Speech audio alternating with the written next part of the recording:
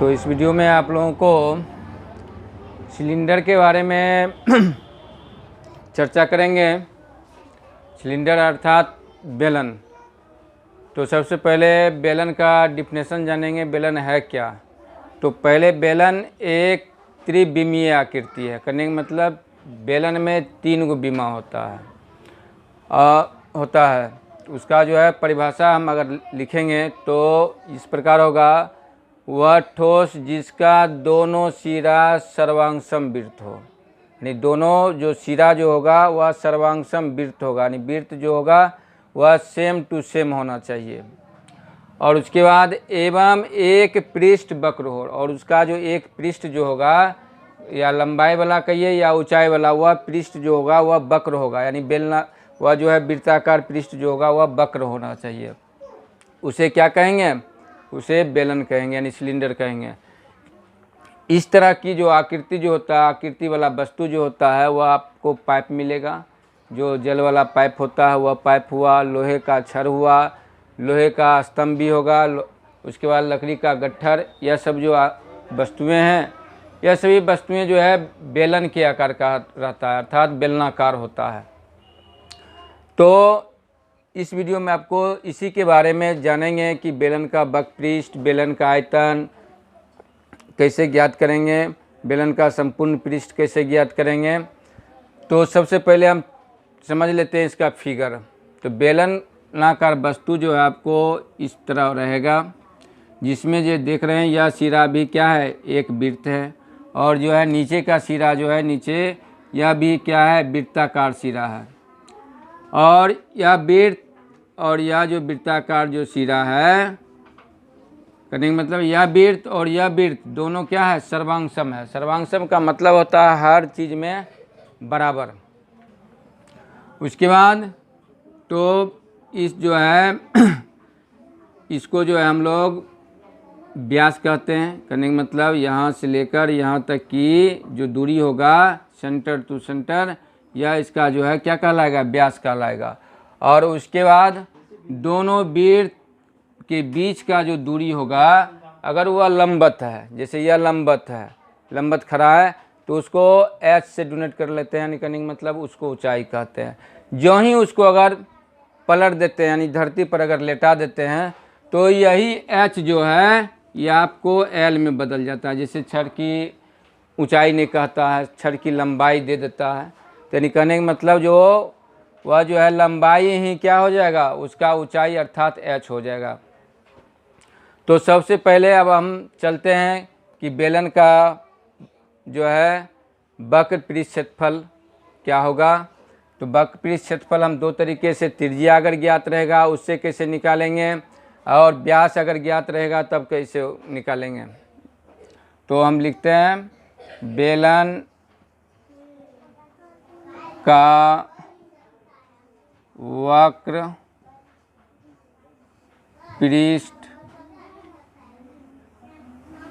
क्षेत्रफल equal to, इसका जो है त्रिज्या अगर ज्ञात रहेगा आपको तो इसका क्षेत्रफल हो जाएगा 2πr/h हो जाएगा। आप कहिएगा जो वक्रपृष्ठ कौन है, तो वक्रपृष्ठ जो होगा, यह जो यहाँ से लेकर यहाँ तक का जो भाग है, यह भाग जो होगा, यह भाग वक्र है। यह भाग जो होगा यह वक्र भाग है, यह वक्र भाग है, यह वक्र होगा, वक्र भाग। और यह आपको जो भाग होगा यह समतल होगा, समतल भाग होगा। और नीचे का भी जो होगा वह समतल होगा। तो बेलन का वक्रपृष्ठ क्षेत्रफल इक्वल टू आपको जो है त्रिज्या मालूम रहने पर फार्मूला आपको हो जाएगा 2πr/h। यदि वक्रपृष्ठ क्षेत्रफल आपको मालूम है, त्रिज्या या ऊंचाई में से एक चीज़ मालूम है और दूसरा चीज़ कहता है निकालने के लिए, तो आपको फार्मूला हो जाएगा। करने का मतलब अगर बेलन का ऊंचाई निकालेंगे,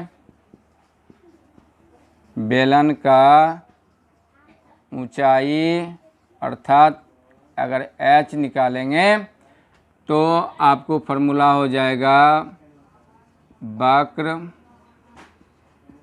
क्षेत्रफल बट्टा हो जाएगा 2 पाई आर। अभी 2 पाई आर जो है इस जगह आपको जो है वृत्त का परिधि भी कहीं कहीं लिखा हुआ मिलेगा, यानी जो है कहेगा वृत्त का परिधि दिया गया है और उसका वक्रपृष्ठ क्षेत्रफल है तो ऊंचाई ज्ञात करो। तो यह 2 पाई आर जो है यह वृत्ताकार भाग का यह एक तरह से परिधि हो गया, आपको समझे ना।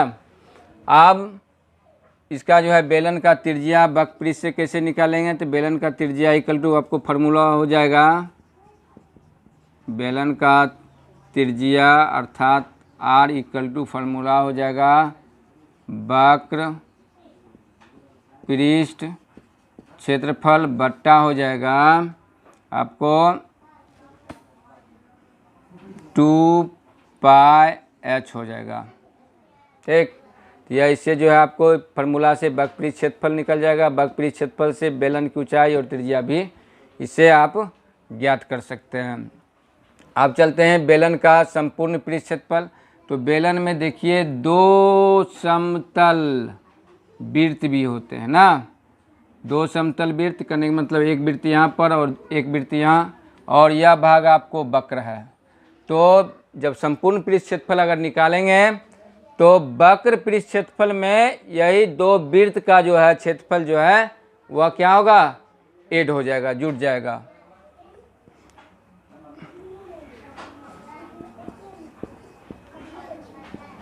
बेलन का संपूर्ण पृष्ठ क्षेत्रफल इक्वल टू आपको हो जाएगा वक्र पृष्ठ क्षेत्रफल, अब प्लस हो जाएगा 2 वृत्त का क्षेत्रफल है। 2 वृत्तों का आपको जो है ना यहाँ क्षेत्रफल, यानी एक वृत्त यहाँ तो एक वृत्त नीचे होगा, 2 वृत्त का क्षेत्रफल ऐड होगा। करने का मतलब इसको जब हम लिखेंगे तो बेलन का वक्रपृष्ठ हो जाता है 2 पाई आर एच, अब प्लस हो जाएगा आपको वृत्त का क्षेत्रफल, तो 2 वृत्त का क्षेत्रफल, तो एक वृत्त का क्षेत्रफल होता है पाई आर स्क्वायर, तो 2 वृत्त का क्षेत्रफल तो 2 पाई आर स्क्वायर हो जाएगा। अब इसको हम कॉमन लेकर शॉर्ट में लिख सकते हैं जो आसानी रहेगा आपको हल करने में। तो इसमें देखिए 2 पाई आर जो है क्या है, दोनों में कॉमन है, ये 2 पाई आर कॉमन ले लेंगे तो इसमें बच जाएगा एच और यहाँ बच जाएगा आपको आर बच जाएगा। जो यही फार्मूला आपको बुक में भी मिलेगा, लेकिन यह फार्मूला इस तरह से यहाँ से ऐसे आया है। यह संपूर्ण पृष्ठ क्षेत्रफल आपको हो गया। अब यदि बेलन का व्यास ज्ञात है और डायरेक्टली अगर निकालना चाहते हैं आपका उसका वक्रपृष्ठ क्षेत्रफल, तो उसके लिए फार्मूला लिख देते हैं। बेलन का वक्र पृष्ठ क्षेत्रफल इक्वल टू, डायरेक्ट अगर अति मालूम है तो सिर्फ हो जाएगा पाई डी एच हो जाएगा। यानी बेलन का आपको व्यास मालूम है, ऊंचाई मालूम है, तो आराम से त्रिज्या निकालने की आवश्यकता नहीं है। सिर्फ जो है पाई डी एच से आप जो है उसका जो है वक्रपृष्ठ क्षेत्रफल प्राप्त कर सकते हैं। अब इससे हम निकाल लेंगे व्यास कैसे निकलेगा। बेलन का व्यास अर्थात डी इक्वल टू कैसे निकालेंगे, तो वही हो जाएगा वक्र पृष्ठ क्षेत्रफल, अब बट्टा हो जाएगा आपको पाई एच हो जाएगा। उसके बाद बेलन का ऊंचाई अगर ज्ञात करना है, ऊंचाई एक तरह से आपको लेटा हुआ मिलेगा तो वो वह लंबाई में बदल जाएगा। h इक्वल टू आपको हो जाएगा वक्र पृष्ठ क्षेत्रफल, अब बट्टा हो जाएगा पाई डी हो जाएगा। तो इस तरह से बेलन के व्यास ज्ञात रहने पर आपको बेलन का वक्रपृष्ठ व्यास और ऊंचाई भी आप इस फार्मूला से आसानी से निकाल लेंगे। तो अब इसके बाद चलते हैं बेलन के आयतन के बारे में। बेलन का आयतन कैसे निकलेगा, इसके लिए फार्मूला आपको हो जाएगा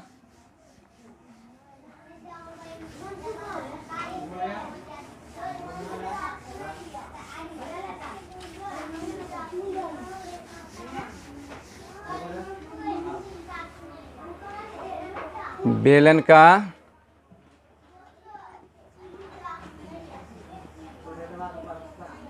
आयतन, जिसको हम लोग धारिता भी कहते हैं, यानी वॉल्यूम हो गया, आयतन या धारिता दोनों सेम चीज़ होता है। तो बेलन का जो आयतन होता है, तो आयतन के बारे में आप जानते हैं, जो आधार का, किसी भी चीज़ का आधार का क्षेत्रफल और उसको ऊंचाई को और मल्टीप्लाई कर दिया जाता है, तो वह उस वस्तु का क्या हो जाता है, आयतन निकल जाता है। कहने का मतलब यहाँ क्या है, यहाँ बेलन जो होगा उसका आधार क्या होगा, आधार होगा वृत्ताकार। आधार क्या होगा, वृत्ताकार। कहने का मतलब वृत्त का क्षेत्रफल, कहने का मतलब वृत्त का क्षेत्रफल हो गया पाई आर स्क्वायर हो गया, और इसमें ऊंचाई से गुना करेंगे तो यह एच हो जाएगा। यानी कहने का मतलब आपको जो यहाँ पाई आर स्क्वायर आया, या क्या हुआ, वृत्त का जो है क्षेत्रफल गुना, यानी कहने का मतलब आधार का क्षेत्रफल गुना ऊंचाई, या जो आ गया। तो आप जो है बेलन का धारिता आपको त्रिज्या ज्ञात रहने पर आप इससे निकाल सकते हैं। अगर धारिता या आयतन आपको मालूम है, इस त्रिज्या और ऊंचाई में से एक कोई चीज़ मालूम है और दूसरा चीज़ कहता है निकालने के लिए, तो उसके लिए अगर फार्मूला जो है क्या होगा सो लिख जानिए। तो बेलन की ऊंचाई इक्वल टू हो जाएगा आपको बेलन का आयतन यानी वॉल्यूम बट्टा हो जाएगा आपको पाई आर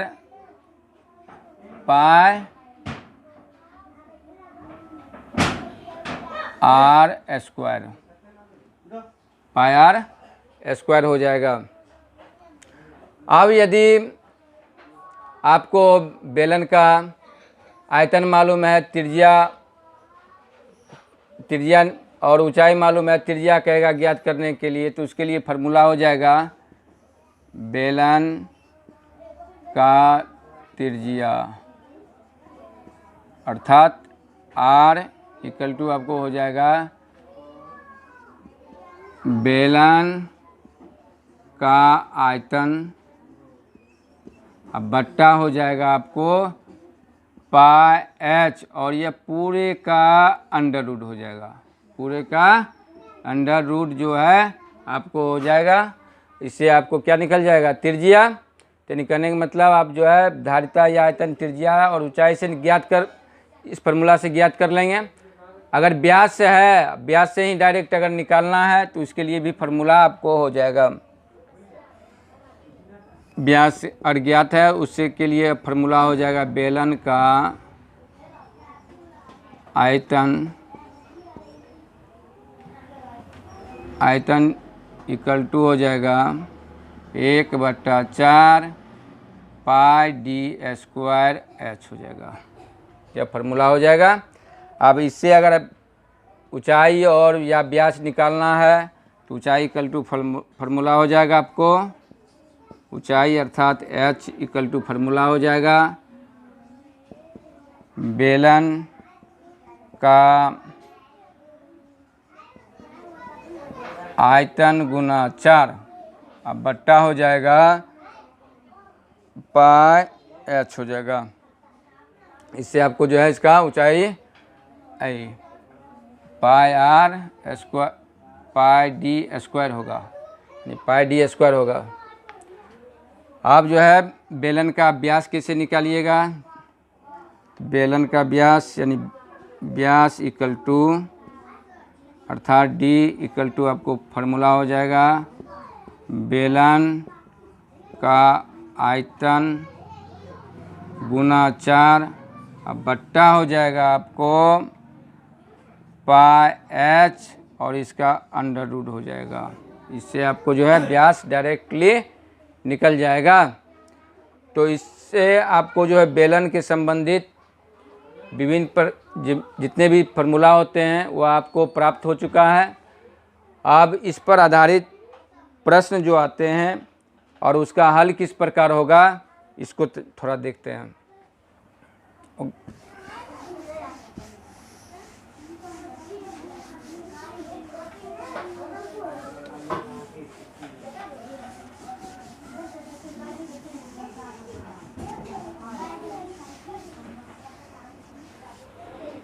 अब देखिए क्वेश्चन,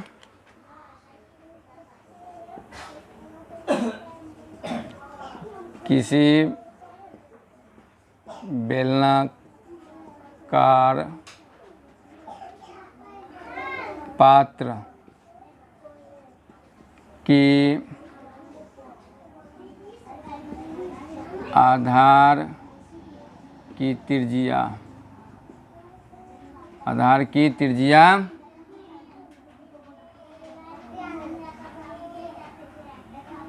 14 cm है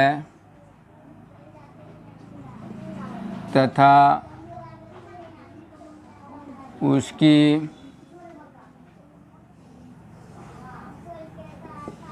ऊंचाई 20 cm है, तो पात्र का आयतन निकालें। तो अब देखिए इसमें जो है क्या है, बेलनाकार पात्र है।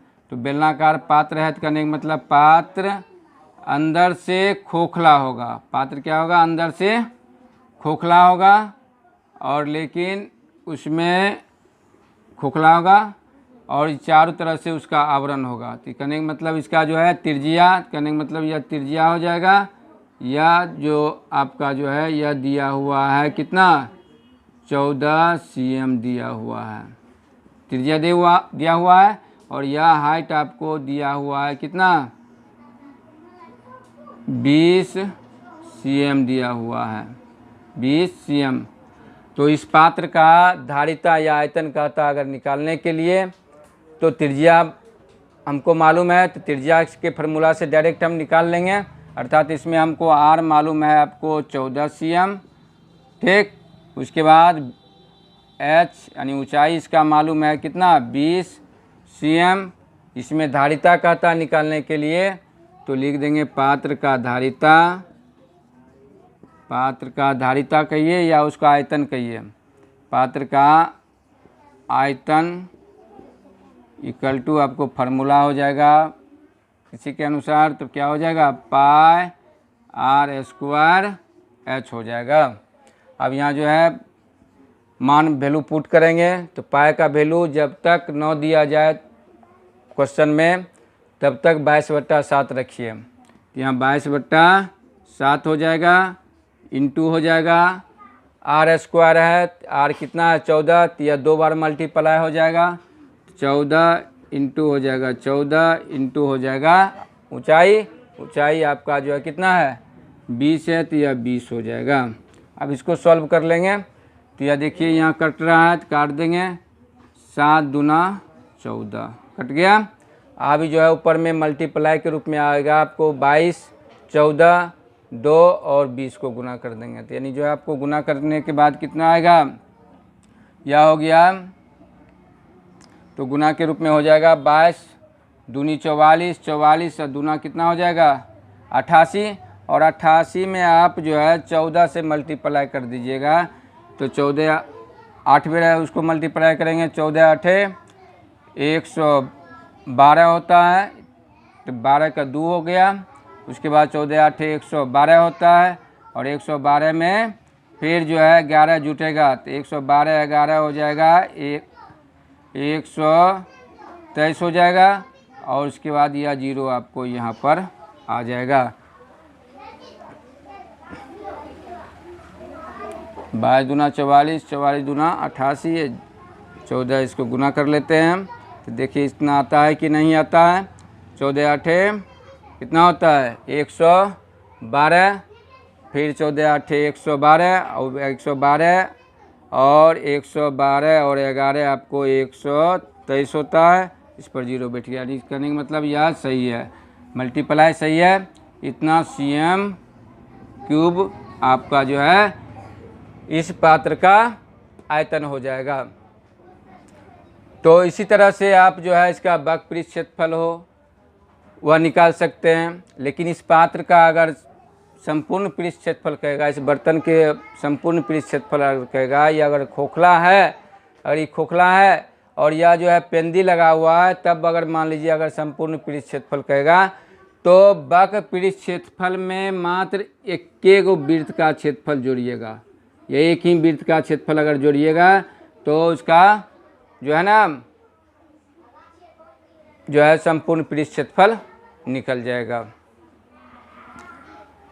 तो इसके लिए हम फॉर्मूला लिख देते हैं।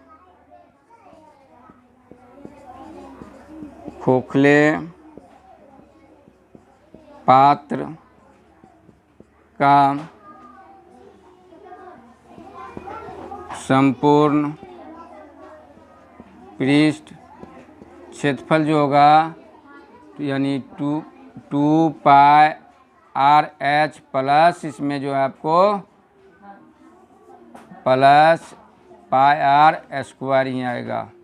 इससे आपको निकाल सकते हैं। यानी इसमें अगर कॉमन लीजिएगा तो हो जाएगा आपको पाई आर कॉमन आएगा तो 2h प्लस आपको जो है आर होगा। इससे आपको खोखले पार्ट का जब निकालिएगा जिसका जो है ऊपर के सिरा ढक्कन नहीं रहे, नीचे में जो है पेंदी रहेगा, तो उसके लिए जो है यह फार्मूला आपको मिल जाएगा।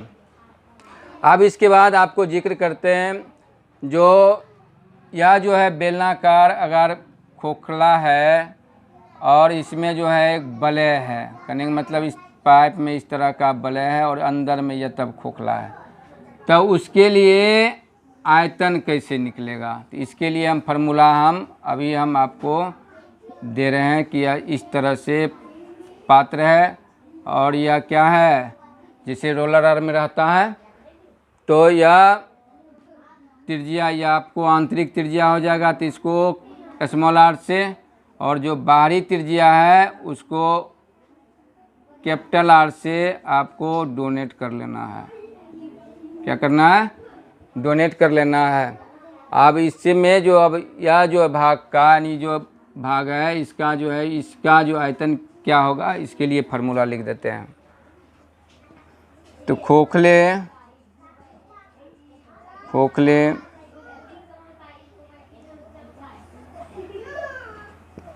बेलनाकार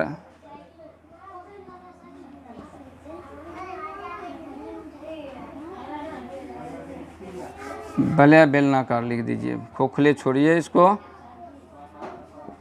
वलय कार बेलन का आयतन इक्वल टू आपको हो जाएगा। इसके लिए आपको फार्मूला हो जाएगा पाई एच इंटू हो जाएगा capital R cube capital R square हो जाएगा माइनस स्मॉल आर स्क्वायर। तो इससे आपका जो है जो चादर का जो बना हुआ होता है वह जो है क्या होगा, आपको निकल जाएगा, इससे उसका आयतन निकल जाएगा। तो इस वीडियो में इतना ही। अगले वीडियो में आप लोगों को जो है शंकु के बारे में जो है जिक्र करेंगे, यानी जो है पूरे फार्मूला देंगे। उसके बाद जो है अगले वीडियो में पुनः आपको गोला छिन्नक इस सब के बारे में दिया जाएगा। यदि यह वीडियो आप लोगों को पसंद आए तो लाइक निश्चित रूप से करें और अपने दोस्तों में शेयर करें।